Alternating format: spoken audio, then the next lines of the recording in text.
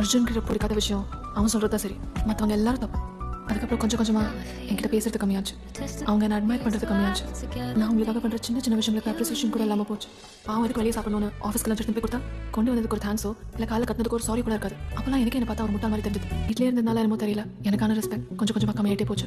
எதுக்கு எடுத்தாலும் திட்டுறது குறை சொல்கிறது எனக்கான டைம் எதுவுமே இல்லை. அதுக்கப்புறம் எனக்கு அந்த வீட்டில் இருக்கிறதுக்கே பிடிக்கல, எந்த மோட்டிவேஷனும் இல்லாமல் ஒரு மாதிரி டிப்ரெஷன் கூட போனேன். தனியாக இருக்கும்போது அடிக்கடி அழுவேன், எதுக்கு அழுவேன்னு எனக்கே தெரியாது, ஆனால் அழுதுகிட்டே இருப்பேன். எங்கள் அப்பா கிட்ட சொன்னால் நீ தான் லவ் பண்ணி கல்யாணம் பண்ணு சொல்லிடுவாங்க பயம். என்னால் என் ஃபீலிங்ஸை யார்கிட்டயும் ஷேர் பண்ண முடியல. அப்போ தான் முடிவு பண்ணேன், ஏதாவது ஒரு வேலைக்கு போகலாம், வீட்டில் இருந்தால் பைக்க பிடிச்சிடணும். ஆஃபீஸில் எல்லாரும் என்னை பாராட்டுவாங்க, சந்தோஷமாக பேசுவாங்க. நான் எதிர்பார்த்த அந்த செல்ஃப் ரெஸ்பெக்ட் எனக்கு அங்கே நிறையவே கிடச்சிது. என்னை பொறுத்த வரைக்கும் ஒரு வைஃபா நீ ஜீரோ. ஒவ்வொரு நாளும் ரொம்ப மோசமாக போயிட்டே இருந்துச்சு. டெய்லி வீட்டுக்கு வந்து ஏன் இப்படி இருக்க ஏன் இப்படி இருக்கேன்னு கேட்டு கேட்டு நைட்டு ஃபுல்லாக தூங்க விடாம டார்ச்சர் பண்ணுவாங்க.